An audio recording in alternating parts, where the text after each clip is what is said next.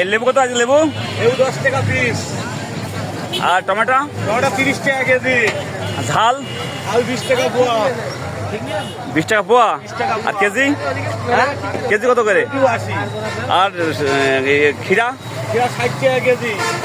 পটল? পটল 60 টাকা কেজি। এই সিম কত সিম? 80 টাকা কেজি?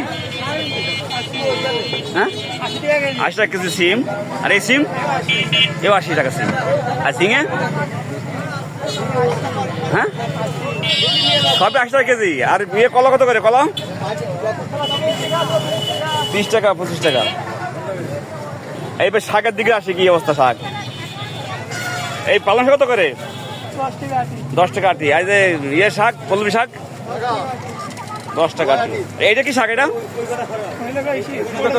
পটলের শাক কত কাটি?